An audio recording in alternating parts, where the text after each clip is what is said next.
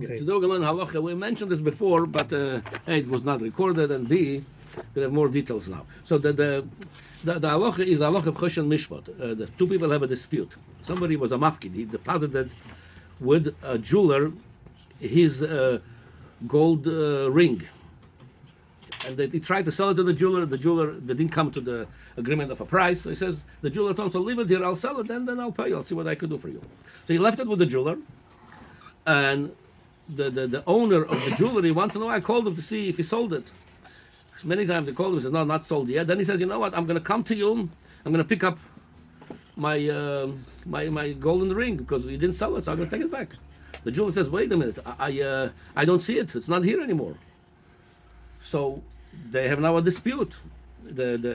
The person that the owner of the jewelry says, I want you to pay for it, you lost it, whatever happened, I don't know, but I gave it to you, you have to give it back to me. He says, no, I don't have to pay you. Why? What the time of the jeweler would be? He says, first of all, I was a shomer chinam.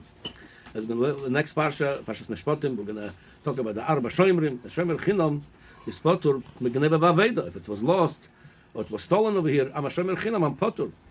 And second, he says, I don't even remember. He says, what happened to it? I don't know where I put it. I don't know where it is. So I don't think I owe the money.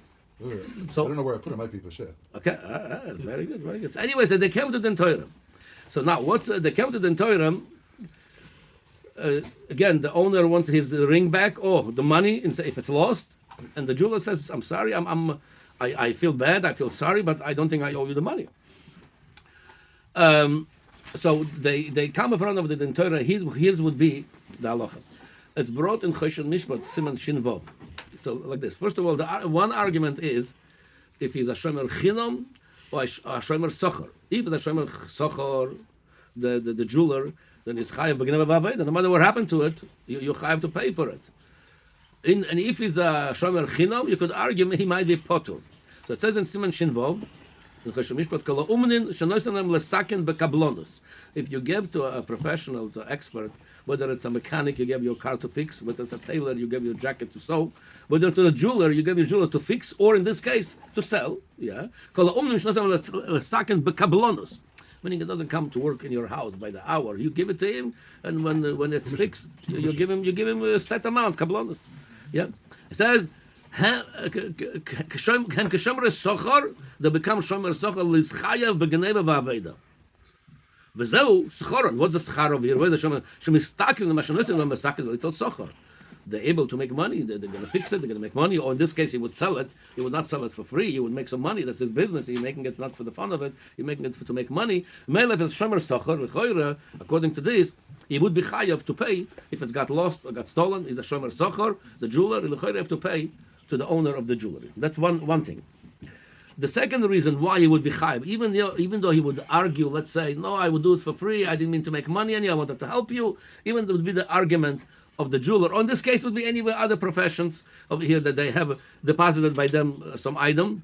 It says in Siman Reish Tzadik Aleph, also in Choshen Mishpat and Seif Zayin, Hamafkit el Chaveiro ben Kalim ben Moes, I deposited with somebody some like this, in this case would be the jewelry, or give him money.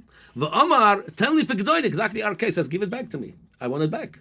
In this case, he didn't sell it, he wanted it back. V'amar v'ashoimer, and the shoimer says, any adaya ano hinachti pekodan zeh. He says, I don't know where I put it. Or be'ezamokim kavarti aksofi. Maybe I buried it somewhere. I put it in a safe, in our case would be. And I forgot which safe it is. So in this case, let's say he's already not arguing, but says, just give me time. I need to find it. Maybe I'll return it to you. The halacha says, what you said, Avi, that's a pshia. Even a shomer chinam. The chayav l'shalem l'miyad. It's a pshia. Even shomer chinam and pshia is chayav. Memele, but it's a pshia. If you're saying, I don't know what happened to it, it was here, it disappeared, that you mean that you were pesheya, negligent with your shmira, it's chayav miyad. So that's another reason. Even he's going to argue, the jeweler, he's a shomer chinam, he didn't want to make money on it, he wanted to help him out.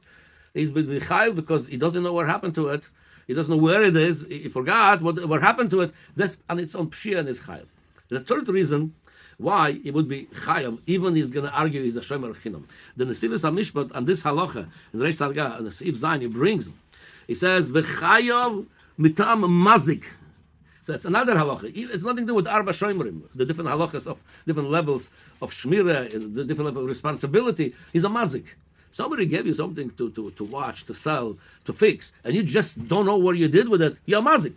Memela you chayav mishum mazik. So in this case, l'choyra, it's a very the entire over here. It's a very clear l'choyra. There's nothing really to argue. No matter what the jeweler are going to argue, whether it's a shomer chinam or a shomer sochar, l'choyra, you have to be liable to pay for the owner of the now. The same halacha could apply to anything else. Like I said, you go to a car mechanic, you leave the car to repair, or give the car dealer to sell, and the car was stolen or broken into or was damaged. So the all shomer sochar, they do it for money. Shomer sochar is chayav b'geneva b'aveda.